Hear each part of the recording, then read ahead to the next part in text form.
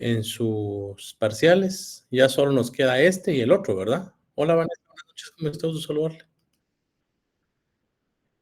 Eh, Bien, jóvenes, conforme lo conversado el día de clases, yo al terminar el repaso del día de hoy, les voy a postear las diapositivas en el Classroom. Entonces, ahí están pendientes de ellos.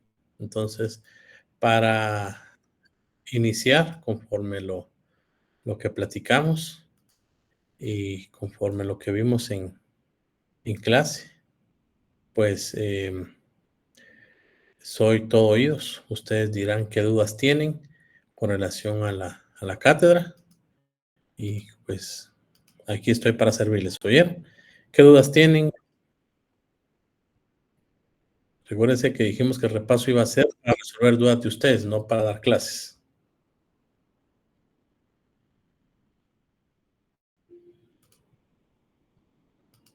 Jóvenes,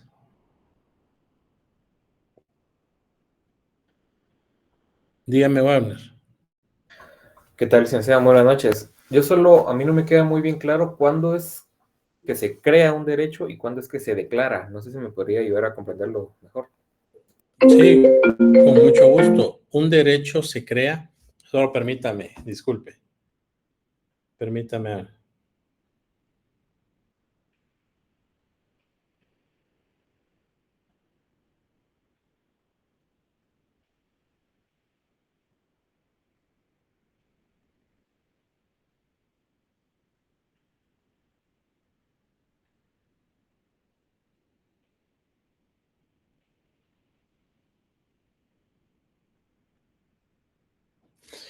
Un derecho, ¿dónde está? Bien, es fácil y sencillo, no se complica en la vida.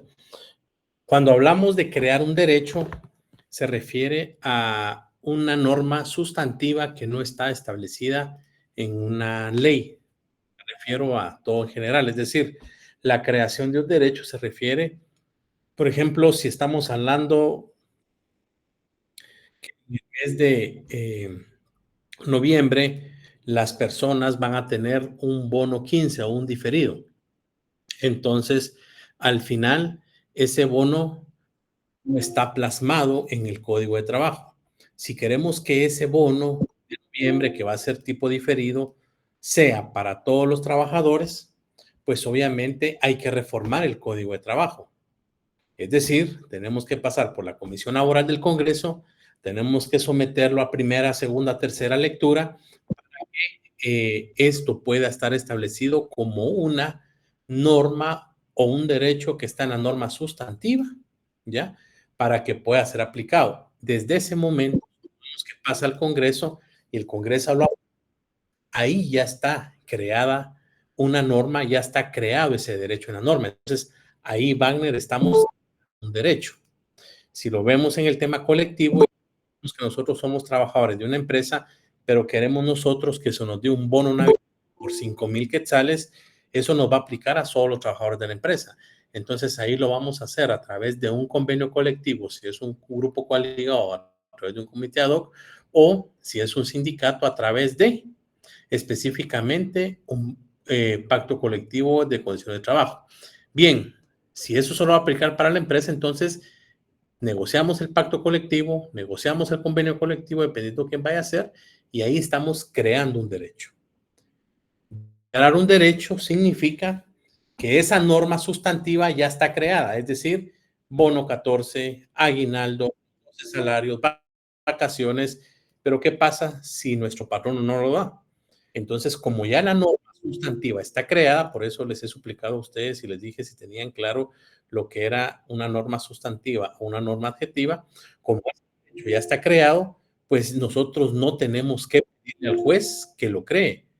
¿Por qué? Porque ese derecho ya está incluido en un código de trabajo o está incluido en un pacto colectivo de condiciones de trabajo. Entonces vamos con un juez para que el juez en el momento de decir, bueno, a Wagner sí le correspondía específicamente que le pagaran su bono navideño.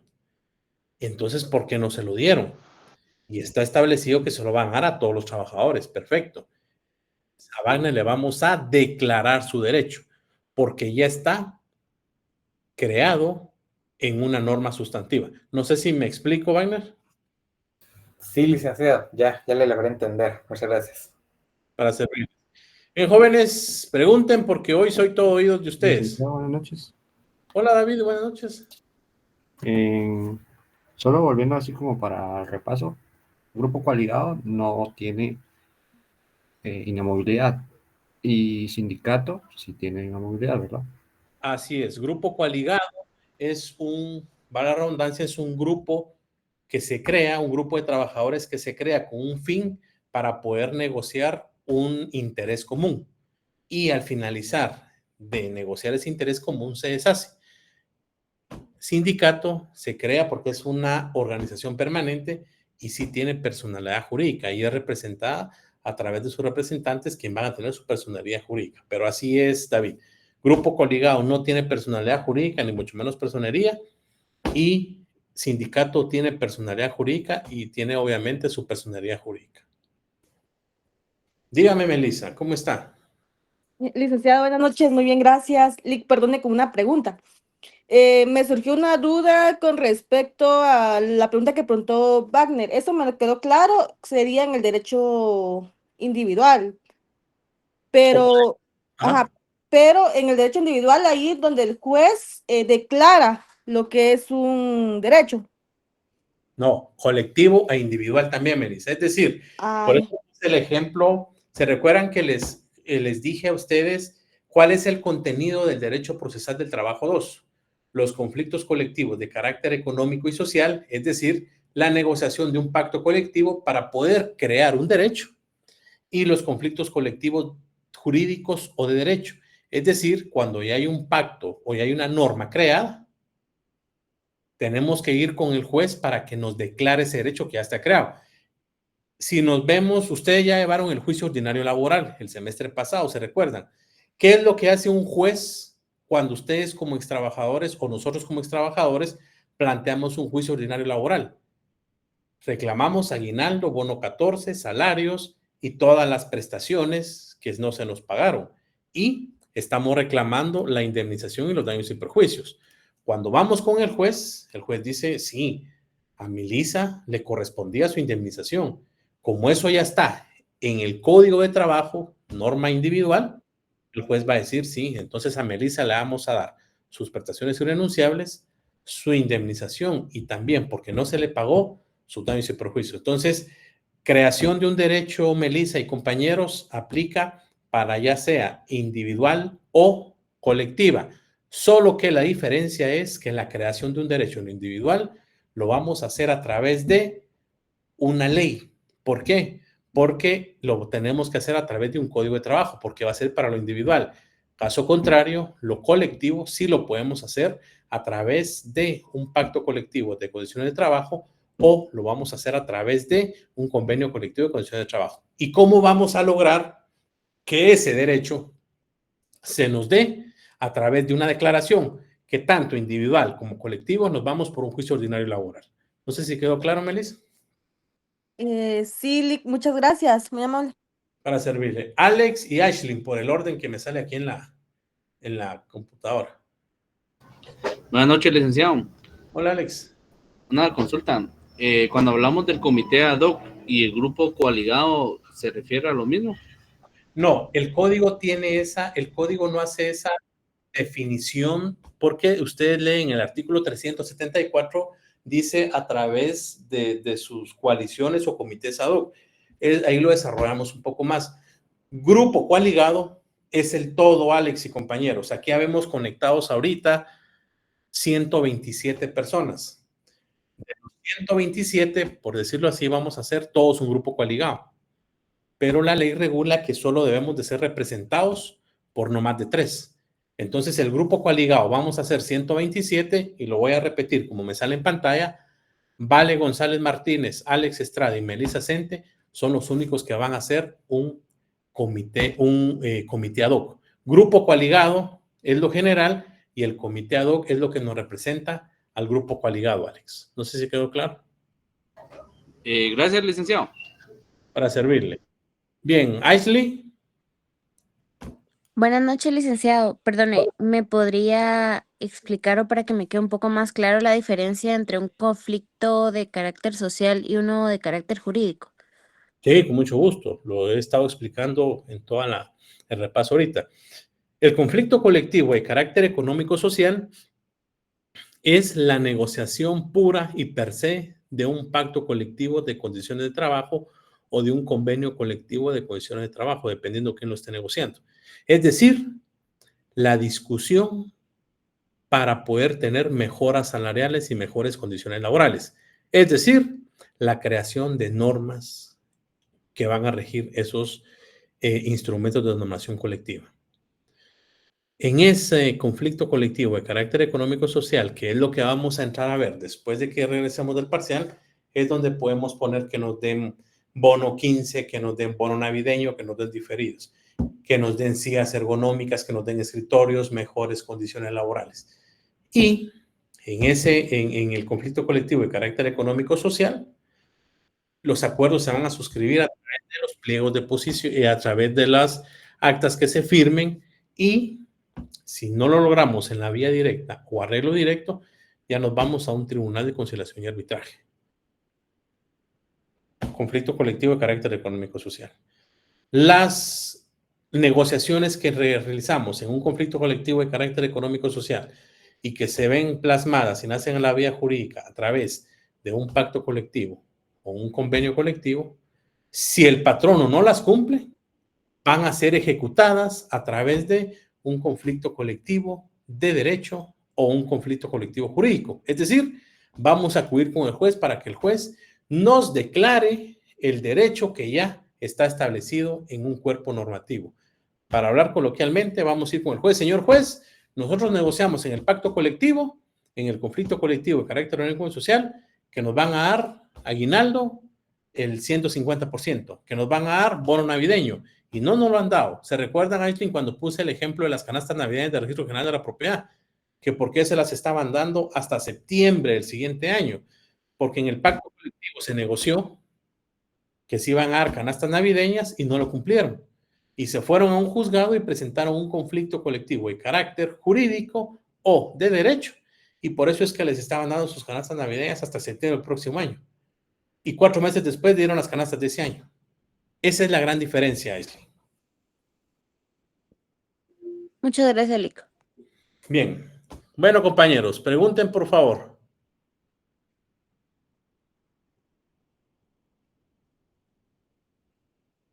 Dígame, Melissa. Y Sí, después, disculpe, soy yo nuevamente. Entonces, respecto a los grupos coaligados, únicamente va a ser por arreglo directo y ellos van a poder llegar a la única etapa de la conciliación. Respecto a los sindicatos, serían vía directo, pero ellos sí van a pasar la conciliación y van a pasar lo que es, ¿cuál es la otra etapa? No recuerdo. arbitraje. Al arbitraje, Ajá. esa Eso sería solo le agregaría yo, Melissa y compañeros, que los grupos coaligados van a negociar un convenio colectivo y los sindicatos van a negociar un pacto colectivo. Ahí está re bien, Melissa. Gracias, Lick, muy amable, muchas gracias. A servirle. Cristian y después Giselle Ortiz, por el orden que van levantando la mano. Buenas noches, licenciado. Disculpe, ¿en qué momento pasa al arbitraje? En el momento en que finaliza el Tribunal de Conciliación y no llegan a ningún acuerdo. En el momento en que de una u otra manera deciden de común acuerdo que como no hay arreglo en el Tribunal de Conciliación y no quieren estallar la huelga, se van obligatoriamente al arbitraje. Ojo, pero solo pueden ir al arbitraje los sindicatos, porque el arbitraje solo es para negociar un pacto colectivo de condiciones de trabajo. Y el único que está facultado para negociar un pacto colectivo de condiciones de trabajo es el sindicato. Entonces, Cristian y compañeros, va a ser en el momento en que fracasa la conciliación y de común acuerdo ellos deciden irse a un arbitraje. Eso es una muy buena pregunta, Cristian y compañeros, pero eso es parte del contenido del desarrollo de la segunda unidad. Ok, sí, y también quería consultarle, debido a esto del arbitraje, en derecho laboral, ¿dónde nos guiamos? Porque tengo entendido que en lo del arbitraje civil es muy diferente a lo laboral. Sí, sí. Esa tal vez no se escuchó, Cristian, pero esa fue una de las primeras aclaraciones que yo hice en clase. No confundan el arbitraje comercial con el arbitraje laboral, porque el arbitraje comercial lo llevamos en la ley del arbitraje de 1995 y el arbitraje laboral lo vamos a empezar a ver a partir del artículo 374 en adelante, que es donde inicia todos los conflictos colectivos. Entonces, ¿dónde nos vemos? El arbitraje laboral, Cristian y compañeros, en el Código de Trabajo. No confundirlo, por favor, y eso es una muy buena pregunta, con el arbitraje comercial. Son dos temas aparte. Muy bien, y por último, también, ese día fue el último día de clases. Usted habló sobre la diferencia entre los sujetos y las partes procesales. Yo como me siento muy hasta atrás, casi no mucho logré escucharle cuando usted indicó este tema. Sí, ¿qué duda tiene? O sea, ¿cuál es la diferencia entre los sujetos y las partes procesales? Sí, Cristian, es fácil. Es lo mismo que en derecho individual. ¿Se recuerdan ustedes cuando vieron derecho individual y les explicaron específicamente sujetos y partes procesales? ¿Se recordarán de eso, Cristian y compañeros? Que vimos que quiénes son las partes procesales. Les hice la explicación también y les dije, no se confundan, por favor, porque el programa establece como epígrafe los sujetos procesales, ¿ya? Es decir, es el todo, perdón, pero parte procesal van a ser, para resumirlo, Cristian y compañeros, partes procesales son las partes que tienen un interés o son las personas que tienen un interés directo en el proceso. Si hablamos de un conflicto colectivo de carácter económico-social, ¿quién va a ser? Los sindicatos o los grupos coligados y su patrono. Únicamente los que tienen interés dentro del proceso. E incluso hice la aclaración ahí de en el derecho individual, si nos vamos al artículo 280 del Código de Trabajo, también es tomado como parte la inspección. Y el sujeto procesal, Cristian y compañeros, son todas las personas o todas las personas que tienen intervención en un juicio, es decir, que ayudan a que el juicio se dé, pero que no tienen interés dentro del mismo. Si hablamos del derecho colectivo, estamos hablando que es un sujeto procesal, el Tribunal de Conciliación y Arbitraje. ¿Por qué? Porque tienen intervención, pero no tienen un interés. Es sujeto procesal, el oficial que está ahí. Es sujeto procesal, los testigos, los peritos. Entonces, esa es la diferencia, Cristian. Lo mismo que en derecho individual. Parte procesal, los que tienen interés en resolver el conflicto. Sujeto procesal, los que participan dentro del juicio, pero que no tienen un interés directo dentro del proceso. Muy bien, licenciado, gracias. Para servirle. Adelante, Giselle. Buenas noches, licenciado. Disculpe, yo tenía una duda conforme al tema de competencia, más que todo en el tema de las salas de la Corte de Apelaciones de Trabajo y Previsión Social, porque yo tengo, bueno, en las diapositivas que vimos aparecían que eran 4, si no estoy mal, 4 salas, pero yo estaba viendo en un acuerdo que aparecían hasta como 5 salas. Por eso tenía duda más que todo en ese tema, no sé cómo está conformado en sí. Sí, se recuerdan, pero se recuerdan que les dije el día que hice la presentación que estos acuerdos que yo les mencioné, incluso les mencioné desde el 1997, les mencioné también específicamente el acuerdo 2-2003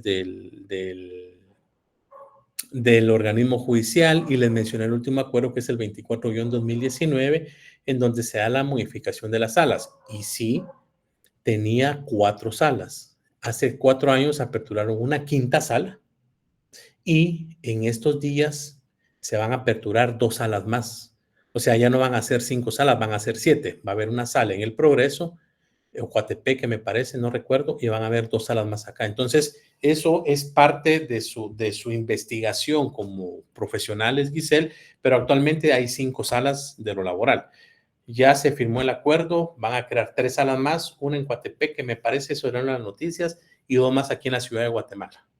o una en la antigua, no recuerdo, pero actualmente son 5 salas, dice. Lo que yo les dije es, hasta el 24-2019 se dio la reestructuración, ¿ya? Y se creó una sala más. Ah, ya. Muchas gracias, Lick. Ahí. Para servirle, no tenga pena, es parte del repaso. Bien, jóvenes, pregunten por favor, porque este repaso es para ustedes.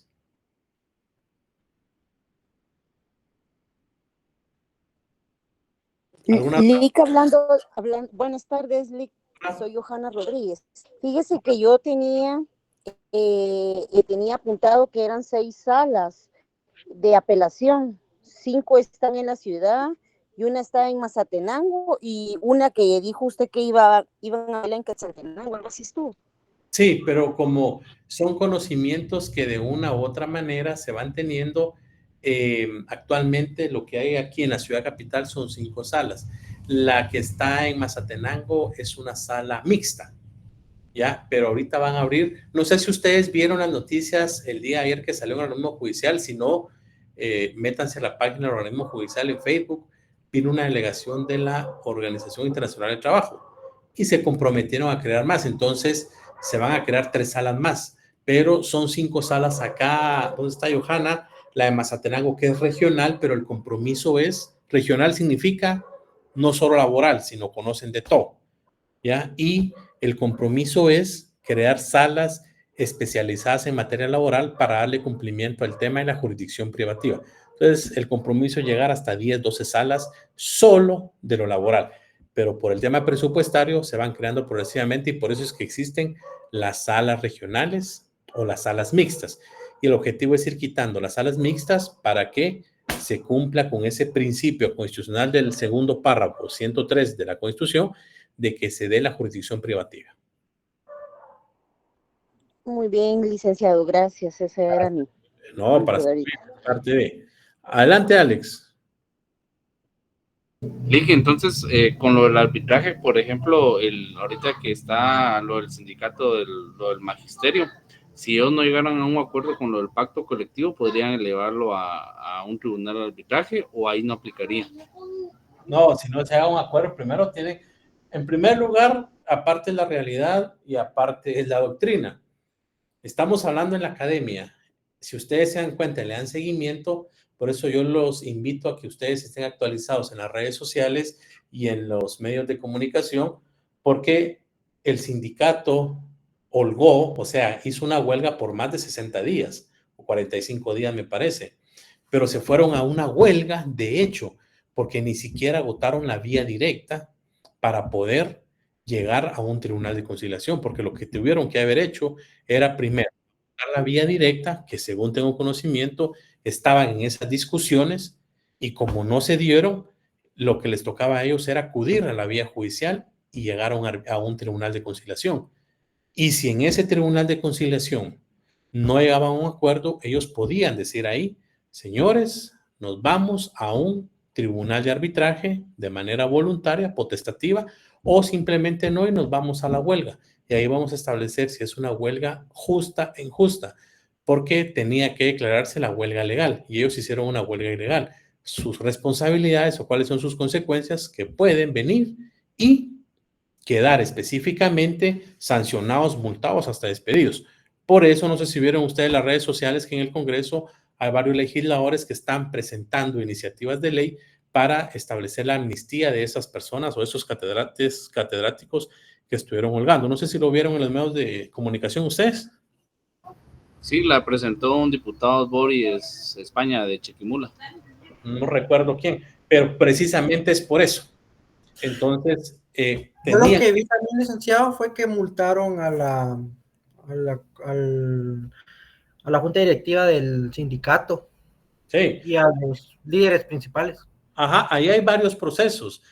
Entonces, pero primero tenían que irse a agotar la vía directa. No la agotaron. ¿Por qué vía directa? Porque son un sindicato. ¿Por qué no arreglo directo? Porque no es un grupo coligado. Tenían que agotar la vía directa, después hice un tribunal de conciliación. Y si no hubiera habido acuerdo en el tribunal de conciliación, ya deciden irse o no a la huelga, que fue lo que hicieron. Y a pasar los 20 días, si no llegaban a acuerdo con la huelga, obligatoriamente tocaba el tribunal de arbitraje. Así es como funciona eso, compañeros. Lo vamos a ir viendo en el segundo parcial, ¿oye? Gracias, Lick. Para servirle, Alex. Adelante, Johanna. Lick, ¿y por qué, le podría hacer una pregunta, y por qué por decirle a estos maestros que se fueron y tienen ahora multa, por decirles por qué fueron a la PGN? Yo estaba viendo un poco de noticias y dice que les llegó a las manos de la PGN unos documentos para que los notificaran o algo así. No le entendí bien a esa noticia, pero sí supe que hasta la PGN llegó. Sí, lo que pasa es que el derecho de petición todos lo tienen. Podemos armar nosotros ahorita que somos 127 y podemos hacer un documento y podemos ir a la PGN, pero no necesariamente porque vayamos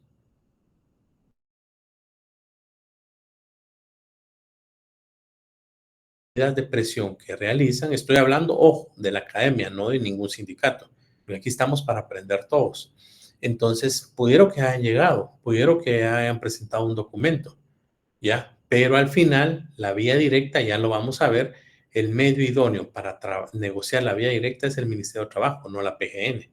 Entonces, hay muchas aristas ahí que es normal que ustedes como estudiantes se confundan por acciones que realizan algunos líderes o dirigentes sindicales. Entonces, el IC explica una cosa y están haciendo otra. Por eso es muy importante la lectura y aprender los conocimientos que dan las normas. Pero llegaron a la PGN, sí, pero a presentar un documento. Eso no significa que sea el procedimiento correcto. No sé si me explico.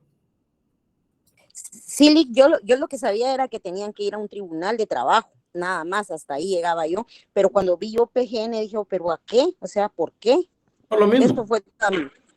Son medidas de presión. Gracias, Lick. Para hacer adelante, David.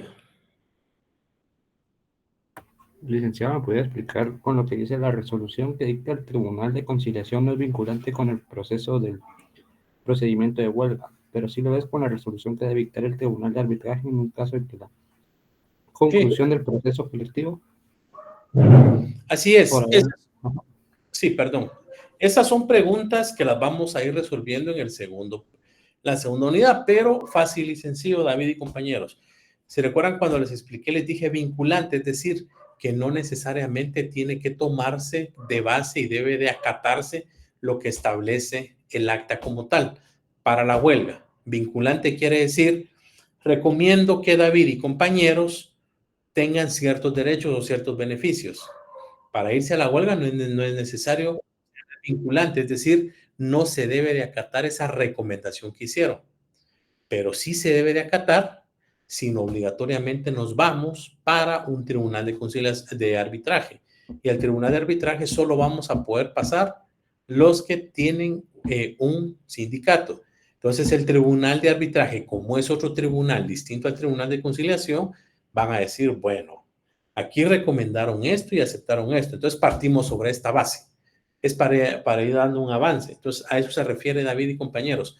No es vinculante, es decir, no es necesario acatar lo que recomiendan para irse a la huelga. ¿Por qué? Por eso es la huelga, huelga legal, huelga ilegal, huelga justa, huelga injusta, ya lo vamos a ir viendo. Pero sí es obligatorio tomar esas recomendaciones si nos vamos a un tribunal de arbitraje. No sé si quedó claro. David. Sí, licenciado, gracias. Bien, jóvenes, pregunten por favor.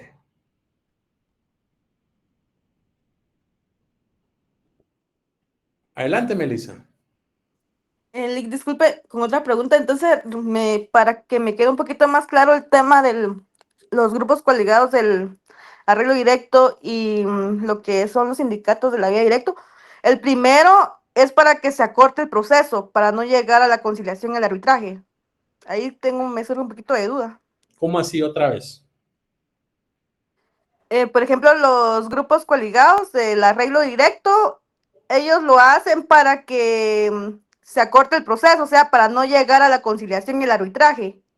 No. Tanto sindicato como grupo coligado primero deben agotar la vía administrativa y para poder acudir a un tribunal de conciliación, grupo coligado, o a un tribunal de conciliación y arbitraje, sindicato, primero tienen que demostrar que tuvieron el intento de dialogar de manera directa. ¿Y cómo lo van a hacer? A través de que ya lo vamos a ver, los documentos que suscriban, porque dice en el memorial establece y notamos y comunicamos que se agotó la vía administrativa y no llegamos a ningún acuerdo. Entonces no es para cortar, sino primero la ley le regula a usted, tiene que hablar con su patrono para establecer si lo pueden arreglar de manera directa, que es lo que estaba haciendo en teoría el sindicato de educación con el Ministerio de Educación. Se rompió esa negociación, bueno, entonces nos quedamos aquí y nos vamos a un tribunal de conciliación. Entonces no es para simplificar, sino es por procedimientos que nos da y nos marca el Código de Trabajo, Melissa. Ay, muchas gracias, Lick. Sí me aclaró bastante porque ahí sí yo estaba confundida con eso. Gracias. No se preocupe, para servirle. Bien, compañeros, ¿alguna duda, por favor? Pregunten.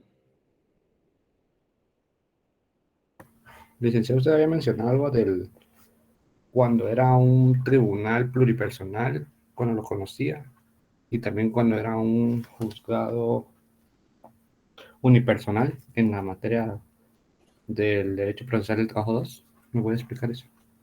Sí, pero...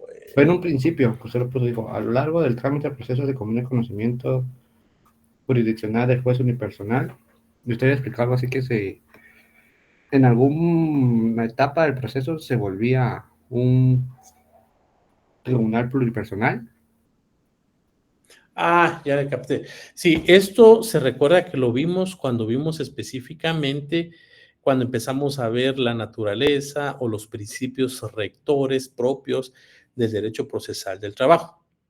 Y uno de los principios rectores es que se inicia con un tribunal o un juez unipersonal, o más que ahora sí no es tanto pluripersonal, sino al principio se inicia con un juez eminentemente unipersonal y después pasa a ser un juzgado pluripersonal.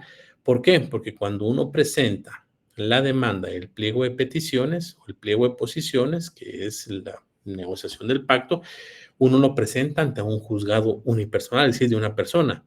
Ya lo vamos a ver en su momento, el juzgado recibe, califica y si todo está bien lo eleva al juzgado correspondiente y a partir de ahí el juzgado tiene 12 horas para convocar al tribunal de conciliación. En ese momento se convierte en un tribunal o un juzgado pluripersonal. ¿Por qué? Porque al final es un tribunal, porque al final está el representante de los trabajadores, el representante de los patronos y el presidente, que va a ser siempre el juez. Se da el tribunal, se da todo el procedimiento de la conciliación correspondiente y si no hay acuerdo, regresa y se apartan los jueces legos, los jueces de hecho, que es trabajador y patrono, y continúa el proceso con el juez, es decir, ya deciden si específicamente se van a la huelga o dicen ahí, miren, nos vamos a ir a un tribunal de arbitraje. Entonces el juez lo que hace es nuevamente tomar nota y convocar al tribunal de arbitraje. Así es como funciona. David, creo que me hizo esa pregunta, ¿no? Sí, licenciado, gracias. Para servirle. Dígame, Johanna. Ay, Lick, disculpe, ¿será que usted me puede explicar esto de la federación y confederaciones? Es que fíjese que yo no lo entendí muy bien. Cuando Eso es de derecho individual, pero está bien. Las federaciones, cuando hablamos de un sindicato, es la unión de 20 o más personas. Cuando hablamos de federaciones, es decir, para formar una federación tenemos que tener 4 o más sindicatos para formar una federación. Es decir, primer paso para formar un sindicato, tenemos que tener como mínimo 20 personas. Perfecto. Si es patrono, 5 patronos. Entonces logramos tener el sindicato, pero para tener más peso a nivel nacional, entonces nosotros ubicamos 4 sindicatos de diferentes instituciones y formamos una federación. Entonces, porque es la unión de 4 o más sindicatos. Entonces ya tenemos un peso gremial. Ah, pero tenemos beneficios si nos vamos a la CSI, si nos vamos a la Internacional de Servidores Públicos. Entonces, identificamos otra federación acá, es decir, que tiene 4 sindicatos, identificamos una federación acá que tiene 6 sindicatos, que ya van 10. Identificamos otra federación que tiene 6 sindicatos, ya van 16. Y nosotros que tenemos 4, ya van 20. Entonces son 4 federaciones, es decir, nos vamos a unir y vamos a conformar una confederación. Así funciona eso, Johanna. Ay, disculpe, disculpe la pregunta. Gracias. No tenga pena. Bien, compañeros, ¿alguna duda? Bueno, vemos 127, 28 conectados. Dígame, Banner. Sí, licenciado, solo no sé si me podría recordar bien cómo es que se integraban los tribunales de conciliación y arbitraje. ¿En qué se integra el juez, que va a ser el presidente, y se da por un representante de los trabajadores y un representante de los patronos, que a eso se les denomina jueces legos o jueces de hecho, perdón, y a los otros van a ser jueces de derecho, es decir, porque no necesariamente tienen que conocer específicamente el derecho, pero eso, ahí es donde yo los insto, Wagner y compañeros, que lean el código, porque por eso les supliqué que leyeran del artículo 291 del Código de Trabajo en adelante, donde está la conformación de los tribunales de conciliación y arbitraje. Sí, mi duda era eso, porque yo recuerdo que había dicho que es un juez de derecho y 2 de hecho, uno para los patronos, por así decirlo, y otro para los trabajadores, los sindicatos. Lo que estoy explicando. Y eso, su fundamento legal del 291 en adelante, el Código de Trabajo. Por eso es importante que lean su norma sustantiva. Muchas gracias. Para servirle.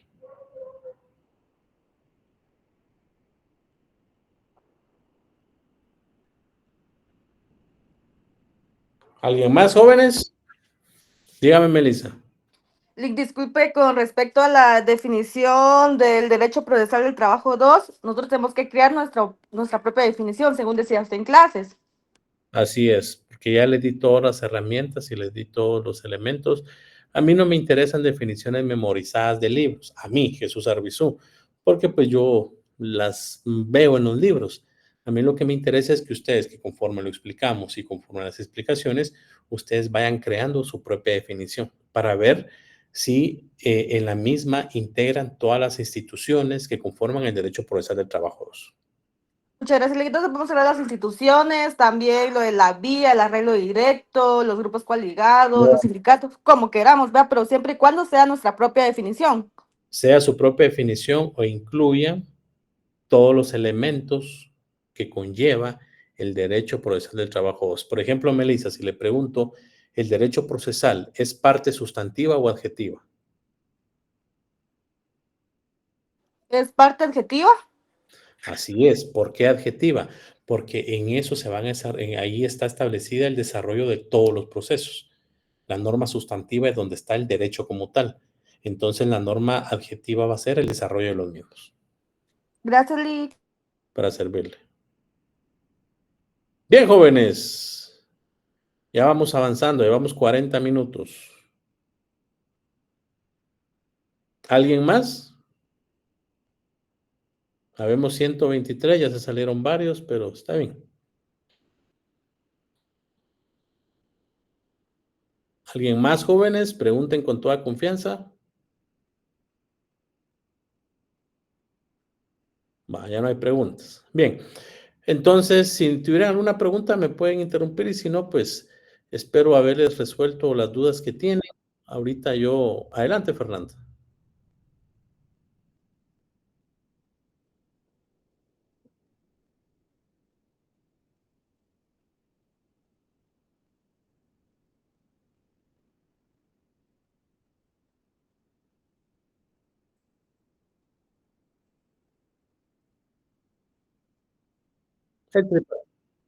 Es el tripartismo.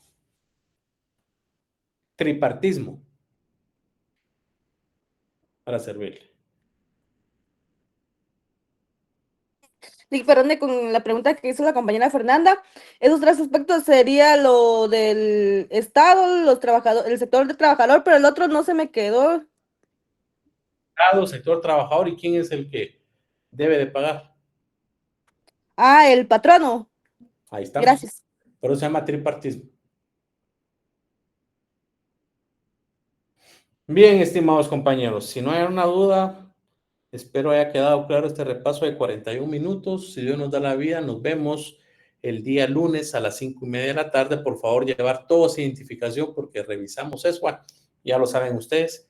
Y va a ser un examen sencillo, no se compliquen. Sí estudien toda la unidad porque ingresa pues toda la unidad, pero ya se dieron cuenta, son preguntas sencillas y ustedes mismos están respondiendo lo que están preguntando, entonces no veo yo que van a tener complicaciones. ¿Oyeron?